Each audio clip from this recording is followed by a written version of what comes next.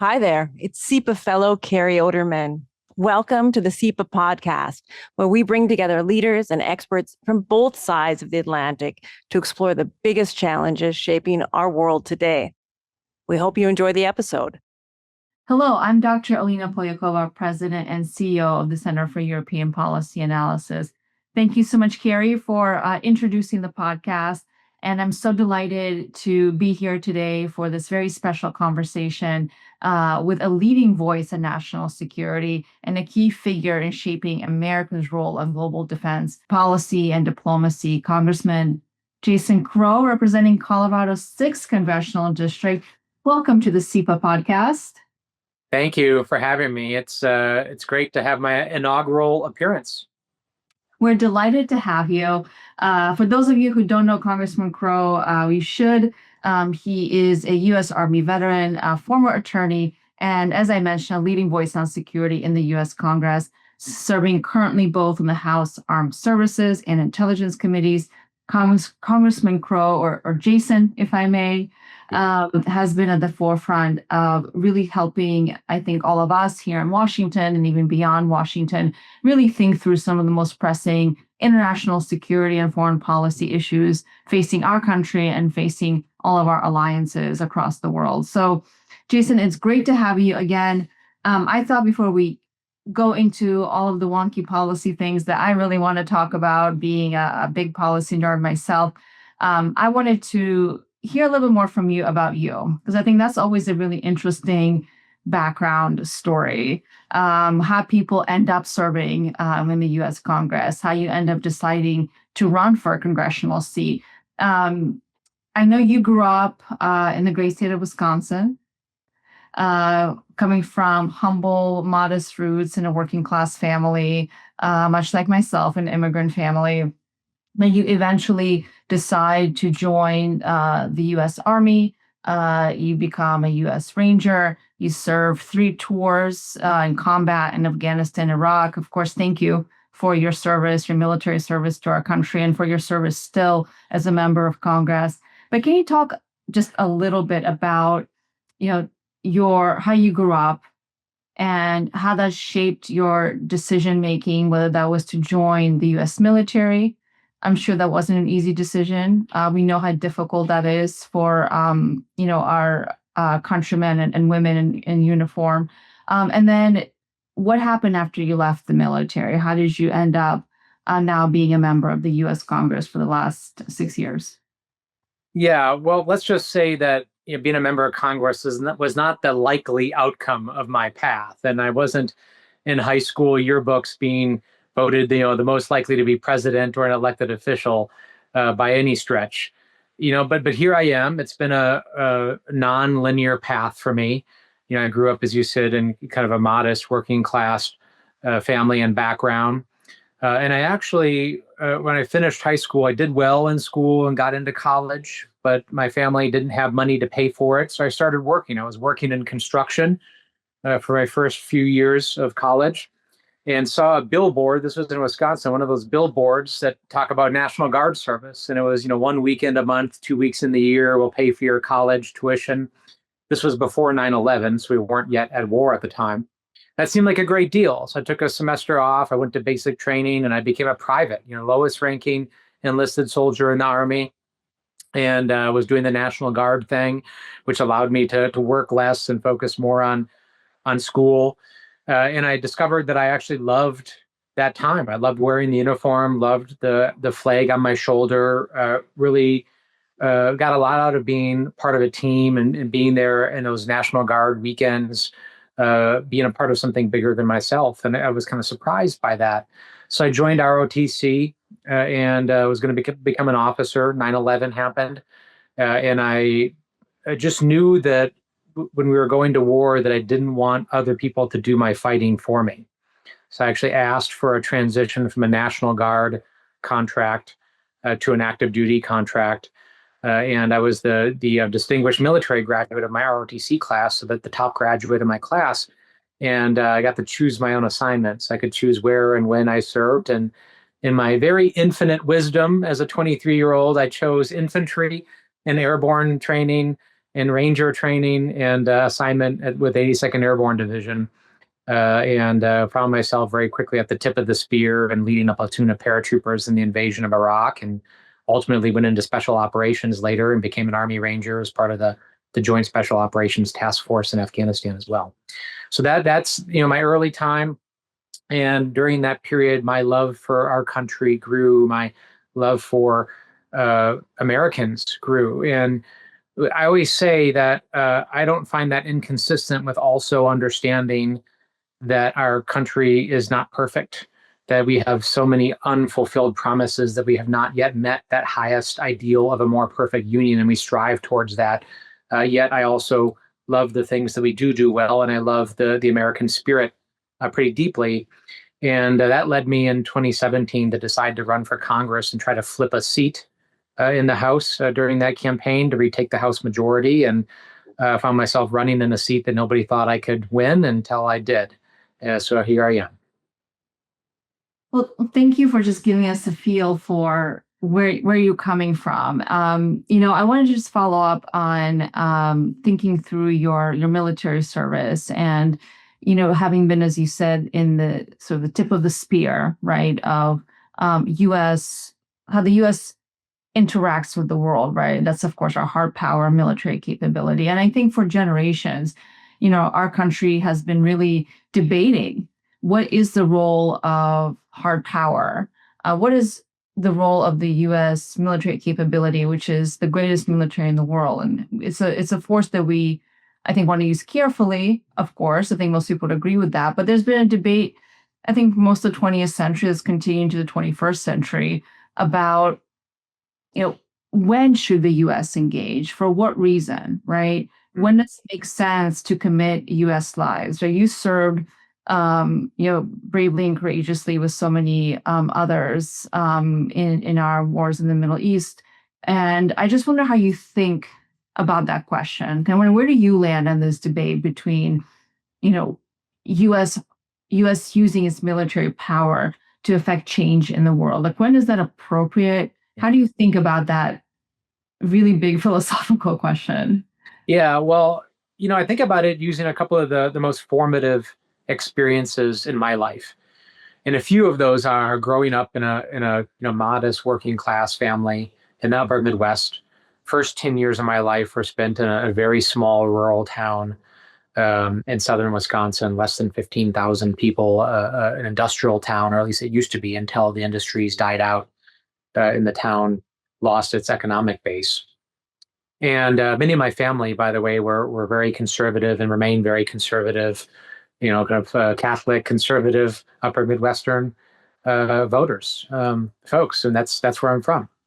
That's the first lens, and through that lens, I understand the deep frustration from so many Americans about the unfulfilled promise of the American dream. How the American dream is dead to so many Americans, right? And when we counteract things like isolationism, when we counteract things like investment in foreign policy and foreign aid and humanitarian support, I understand how visceral that feeling of being left behind for so many Americans is, and how compelling to some folks that message that, hey, we shouldn't be doing anything outside of the country until we take care of our own.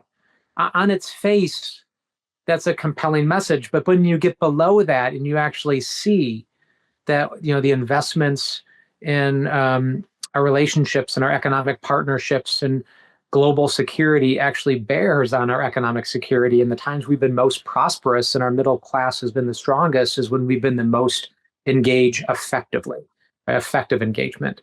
And I always draw a distinction between that effective engagement and ineffective engagement. That's number one. The second lens is as a private. I used to be at the very receiving end of U.S. policy. There's nobody who has less control, but who's impacted the most by our national security than, an Army private that it just has to carry out the orders and the policies and has really no say in those policies. And now I'm on the other end of the spectrum making policy in Washington. So I think often about, that private crow and the other privates and airmen and Marines and soldiers around the world who are on the receiving end and have to actually do the thing. When people pound their chest and talk tough in Washington and saber rattle, somebody's child, somebody's son or daughter or brother or sister, usually from a rural place that nobody's heard of, has to pick up a rifle or get into a tank or get into a helicopter and go out and do the thing. And I think a lot about that. And I take that charge very seriously. Then, the third is, as an officer, because I later became an Army officer and finished my career as a captain in Iraq and Afghanistan, and experiencing the inherent limitations of our military power. We have this great, tremendous military, and frankly, we have a history of not using it the right way, and not having restraint on the use. And the history, I think, of effective foreign policy goes hand in hand with restraint. We are the most effective when we recognize what we're capable of doing and what we're not capable of doing, and when we exercise restraint in certain circumstances. And I found myself as a lieutenant, an infantry officer that was trained to fight wars, basically being the mayor, the fire chief, the city engineer, a sanitation worker, doing everything in Iraq and Afghanistan. And we just weren't equipped to do it and get the job done. And I saw security dissolve over time in all of those places because we were being asked to do something that we weren't resourced and equipped and trained to do. And we saw the consequences of that. Thank you for that. That was a really meaningful, I think, and thoughtful answer, and I could pick up on a lot of those questions, but I thought maybe we could fast forward now into the present day where, of course, there are many conflicts across the world where the U.S. has been involved for years or has an ability to affect change on the ground, hopefully in a thoughtful way. Of course, the one I am most often thinking about and that you and I have talked about is Russia's war against Ukraine. And you have been a very prominent advocate for Ukraine's fight for freedom. But of course, to your comments just now, what's really happening on the front line in Ukraine is brutal. It's brutal war where, young men and women, Ukrainians are getting killed, and the Russians are also getting killed, but they're the aggressor here, of course. Why have you been such an advocate for Ukraine? We have, as the United States, provided billions of security assistance, military equipment to Ukraine. For over 10 years, we trained Ukraine's military after Russia's annexation of Crimea. And the war doesn't seem like there's a clear end in sight, unfortunately, despite many, many efforts by this administration and last administration as well to bring it to an end, mainly because Putin doesn't want to bring it to an end. So how do you think about U.S. engagement? You talk about effective engagement. Why is what's happening in Ukraine important? Not just to you, but why do you think it's important to the United States, or should be important to the United States? Well, we're in an era where having nuanced and sophisticated conversations about any topic, including foreign policy, is very hard to do. Everyone paints everything with a very broad stroke. But we have to be good enough and smart enough to actually be able to look at individual cases and know whether it's an investment in an engagement that we should make. I was a proponent of ending the war in Afghanistan, and the last administration did that.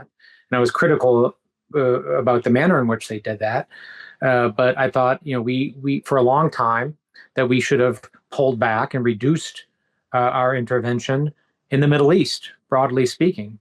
At the same time, I also believe that additional engagement in Europe and engagement in Ukraine in particular is an investment and engagement worth making, undoubtedly, right? And I think about this from a people-centered perspective and an American people-focused perspective. I think about what do my constituents, because my fundamental responsibility, every member of Congress's responsibility at its core is to serve your constituents.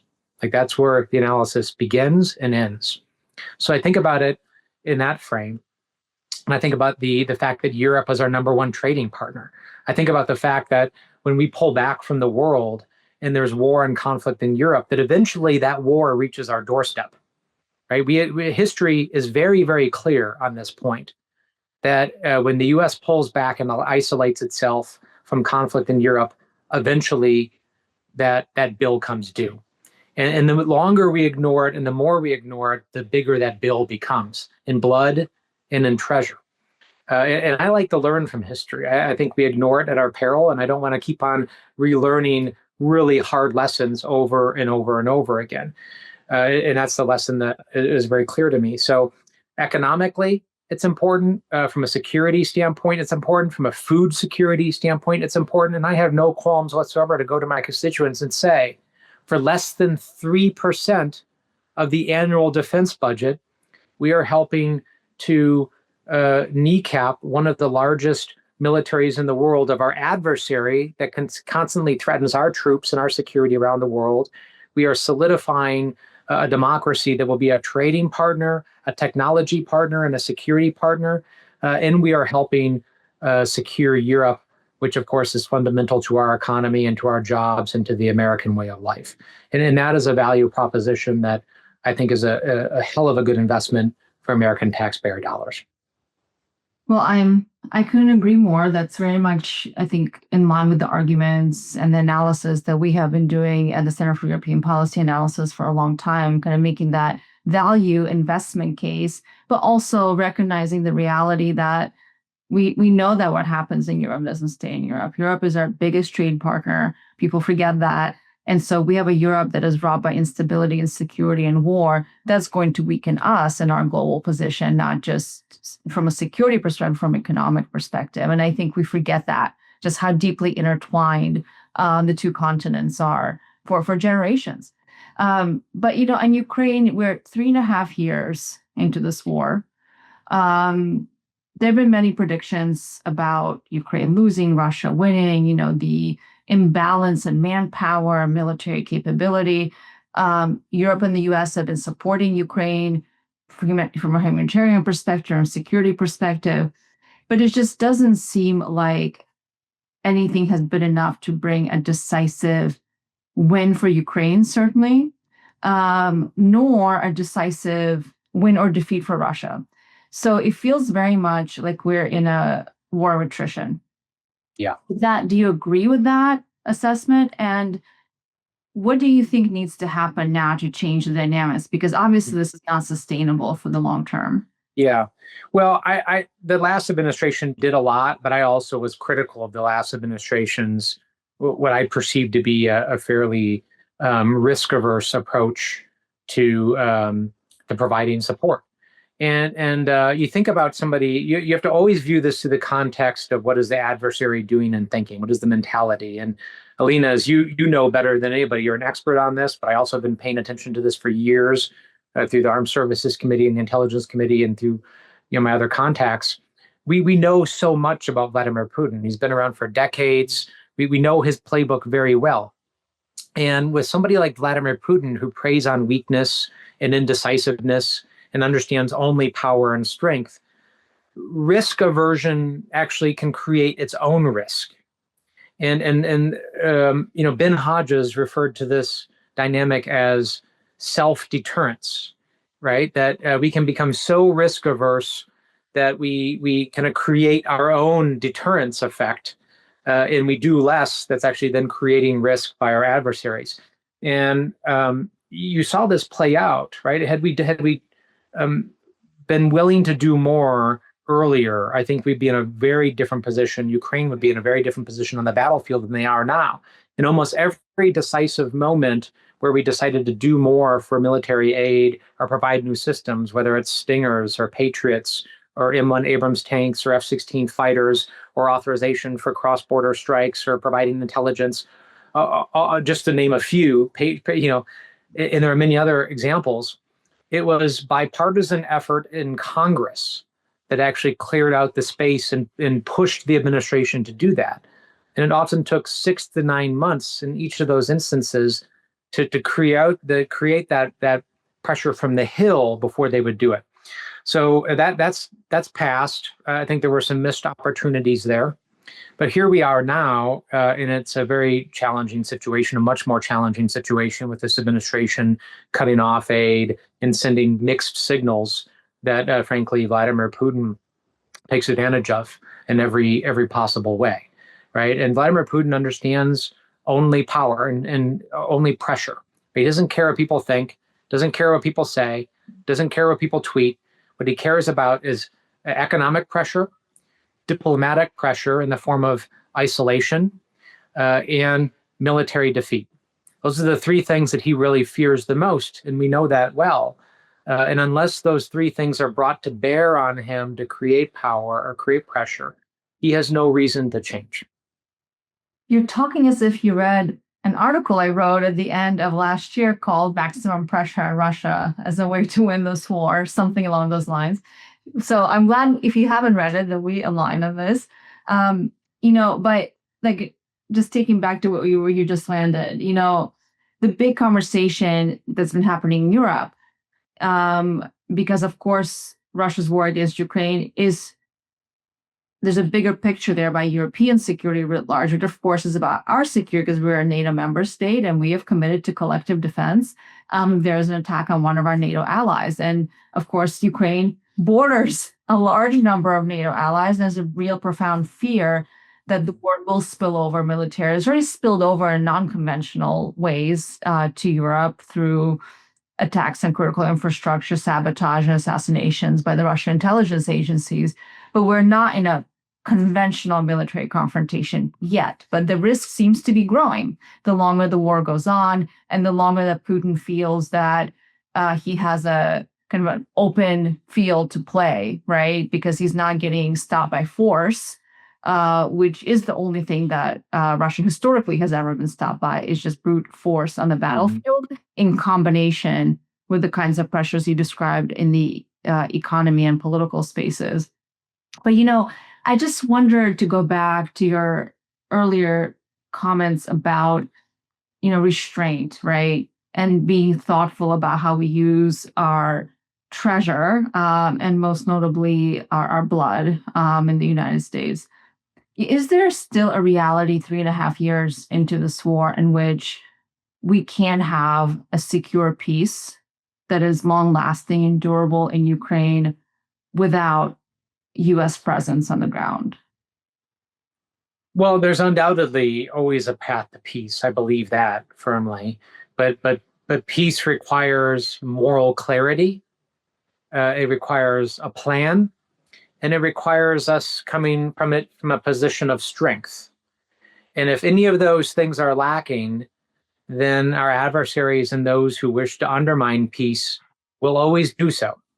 Right? In the places we've always been the most successful, you look at the history of American foreign policy, and it's those three elements that when they're brought to bear, that we are the most successful.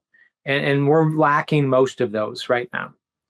I don't necessarily think that boots on the ground in Ukraine are necessary for peace. I don't think we should take that off the table. And what I mean by that, I don't mean direct military intervention in this conflict. I'm talking about in terms of long-term security guarantees.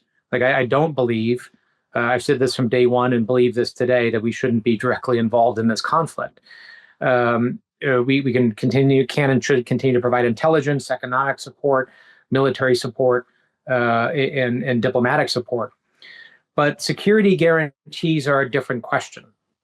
And I think you look at Europe right now, and the bottom line is the rest of NATO and Europe is not in a position of strength to provide those guarantees. And this is true, and this is a reality that not a lot of people like to hear, but a lot of our European partners are not in the position. They have allowed their defense and their security infrastructure to atrophy because they've existed under the U.S. security umbrella for decades, and they've allowed those capabilities to atrophy. And now they're not in a position to guarantee that peace themselves. That is the short-term reality. Now, the long-term reality, of course, is we need to continue to put pressure on them. And this is an area in which I actually do agree with the administration. And the last, too, actually, the last did this as well. This is not a partisan issue for Europe to increase their spending, to increase their own capability, because over 80% of NATO resources come from the United States. And there are very few NATO partners that actually are capable of conducting independent military operations without essential U.S. support. And that's not okay. That's not an okay position to be in. At the same time, I think it's also important to point out that when it comes to Ukraine aid, United States is not number one, right? There are 13 countries, I think now, that have actually provided more support per capita than the United States has, right? So there are certainly some countries that are punching way above their weight and doing a lot, right? And that's really important to highlight. But the short-term reality is the United States is an essential player here. Yeah. I mean, absolutely. Europe is committing a lot more to defense, as we know, huge commitment of 5%, which is higher than what we're spending as a percentage of GDP on our defense. And, we mentioned earlier that you are serving currently in the Armed Services Committee in the House, as well as the Intelligence Committee. And one of the questions that, I often get from Europeans is, okay, well, we've committed to 5%. But your defense spending as a percent of GDP has been going down. So, is that something that you discuss in the committee, right? The House has the control of the purse strings, right? Where do you where is the current conversation in Congress about how we build and maintain, military innovation, military dominance in the world, without spending more necessarily? Is that really where the conversation is, that we don't want to spend more, but yet we want to maintain our dominant position? How do you do those things together? And maybe as a connected point to that, how do you actually think about the role of the Intelligence Committee in particular? Yeah. Since you serve on both, I think the Intelligence Committee is often one that if people know about the committee out there, seems like the most mysterious one, right? So it is mysterious. Basically nothing publicly, right? I know you can't tell us what you guys are talking about in the classified space, but can you also give us a feel for how maybe the information you get by being part of the Intelligence Committee also informs your thinking about how we should be thinking about, as a country, as a government, about these other questions around defense and security, and how the U.S. can maintain our dominant edge? Yeah. Well, a couple of elements here. First is there's a difference between making a commitment and fulfilling the commitment. There are a lot of countries that have made the commitment to meet their goals, and for a very long time have not met those commitments. So it should just be about who's meeting the commitment. That's number one. Number two is I understand the Wales commitment, the 3% and additional commitments beyond that to go to 5%, but it's actually a pretty lazy way to think about security spending and resourcing. They just come up with this percent, and I know you have to have some standard. There has to be some standard or goal to shoot towards, but I think it's a pretty lazy way of thinking about it. That just you're going to set a percent of GDP, and that's how you're going to measure your security. It should be measured in capability. Right. And you should be asking yourself, what capability do you need to be able to do the things that are necessary to keep your country safe and to maintain your alliance obligations? And that doesn't necessarily equate to a dollar amount. Right. We have an almost $1 trillion defense budget now. And I will say without a doubt that we are not effectively spending that money. Right. There is tens of billions of dollars that are being spent on antiquated defense systems, on legacy systems, on things that our warfighters are not even asking for anymore, because our procurement and acquisition system, the system that the government uses to acquire weapons and technology, is vastly outdated and inefficient. So I kind of presumptively bristle at these, dollar amounts and these caps, because it has allowed these efficiencies to continue, and for us not to have an outcome-based assessment of what it is we're shooting towards. So that's kind of my general view of how do we measure this. And then on the intel front, I'm in my third term on the Intelligence Committee.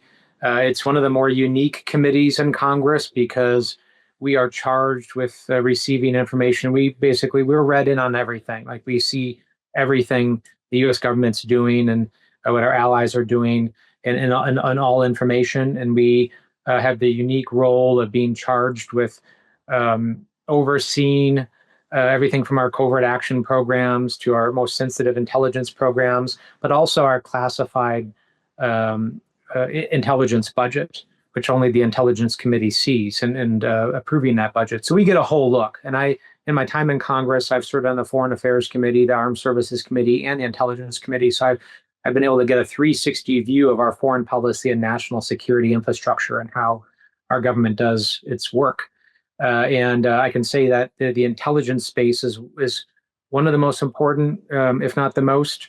And there is tremendous room for growth because I look at our decisive strength. And our decisive strength isn't necessarily the number of aircraft carrier battle groups that we have, but it's our alliances. Our partnership and our alliance networks are the envy of the world and the envy of our adversaries. And it's our intelligence capability that brings to bear a lot of the most important aspects of those relationships that I think we can really invest in the future. Well, I'm not going to keep you here forever. I could keep peppering you with questions about international affairs, but now is the time for a very controversial set of rapid fire questions that you didn't know. A lightning round? Okay. A lightning round. And I'm telling you, these are probably going to be the most divisive questions that I've asked you this entire time. You ready? I'm ready. 5. Okay. Dogs or cats? You know, an elected official cannot answer that question, Alina. I told you it can be divisive. That is divisive. They're both wonderful, and my children have both dogs and cats. And as a matter of fact, they also have a very non-divisive pet, and that is we have a pet tiger salamander, which often is underappreciated. But salamanders are one of the best pets anybody can have. So, there is a third way here. A third way. You don't have to weigh into the age-old battle of dogs and cats. We can go with the salamander route, which is, oft overlooked. Well, this is a test of your diplomatic skills. So you passed the first one very well. Okay. The third way, I'll make a note of that. Vodka or beer? Vodka. That I have no trepidation whatsoever, taking a hard position there. Okay. But it's not very hard for me because I love dirty vodka martinis as well. My next question is favorite cocktail. When I do whiskey, yes, it undoubtedly is. When I do whiskey, I usually do it in old-fashioned form, and then I am a vodka person, not a gin person, which I know is kind of a hot take because it's really popular. I mean, gin is really popular right now, and everyone a little bit younger than me is doing gin, but I'm sticking with vodka. Okay, that's commitment. I could ask you more controversial questions on vodka, but I won't. All right, fries or potato chips? Ooh. Cheese fries, truffle fries, or just regular fries versus potato chips? And what type of potato chips? Like barbecue or salt and vinegar? You take your pick. Open-ended question. All right. Okay. Desert island. Would you rather have? Well, I mean, I'm from Wisconsin, so I'm a sucker for a good plate of cheese fries. And when I do potato chips, I usually like barbecue. But it's hard to beat a good plate of cheese fries. Okay, very good. Cheese fries noted. Least controversial question, mode of transport. SUV, motorcycle, or public? Oh. The third way. It has to be an SUV. It can't be like a regular car. These are random questions that I just made. How about scooter? I like scootering. Okay, so scooter above all. Yes, when I have one of those scooters you stand on. I will jump on a scooter to try to get around because I believe that I look very cool on scooters, even though I've been told repeatedly by my team that I do not. But the biggest lies are those that we tell to ourselves, I guess. Well, who will allow you to live in that beautiful illusion? when I'm on a scooter, I have this like vision of like the flight of Valkyries like playing in the background, and like me, the wind through my hair, and like but it's a whole thing. Scooter, if it's available. Otherwise, SUV, I guess. Just car. Okay, fine. Yeah. I need a less specific. I get it. Well, that completes the lightning round. I think you. It wasn't that bad. It wasn't that bad. Diplomatic tests. Try to keep these controversial but fun. I literally just made them up as we were talking. That's good. But thank you for your time. Not to take away from, I think, all the important, thoughtful things you said on foreign policy. There's certainly a lot more to do when Congress is back in session this fall. I look forward to continuing to work with you and supporting U.S. efforts to bring the war in Ukraine to a just and durable end. And it's certainly something that I think we all should be working towards. It's what we should be very much supporting Ukraine's fight for freedom. It's in our national security interest, as you said, and I think sending that message to your folks at home when you're back at home in Colorado is really, really important because people do forget what war really looks like in practice, and I can't think of anybody better than you to remind us of that reality. And again, thank you for your time today. Thank you for your service in the U.S. Congress. Thank you for your service to this country in uniform, and look forward to keeping up the conversation. Thanks. Yeah, thanks, Alina. Enjoyed it. I'd love to do it again. And you're right about Ukraine. They are the victim here. Nobody wants peace more than Ukrainians, and it is time to step this up and make sure that we're standing by them. So thanks for having me. Thank you, and please do come back. I'm sure we'll have lots more to talk about in the next couple of months. And until then, thank you everyone for joining me for the CEPA podcast with Congressman Jason Crow from Colorado's 6th Congressional District. It's been a fascinating conversation. I hope all of you have taken the time to absorb that Congressman Crow is neither a dog or a cat person, but a salamander person, which is my big takeaway from this podcast. And many more conversations coming with other members of Congress and other interesting experts in the international security and foreign policy space in the months and years ahead. So thanks, everyone, and goodbye. If you enjoyed listening, be sure to subscribe so you never miss an episode. You can find us on Apple Podcast, Spotify, or wherever else you get your podcasts. And to dive deeper into the issues shaping transatlantic policy, visit CEPA.org, where you'll find more expert analysis and research.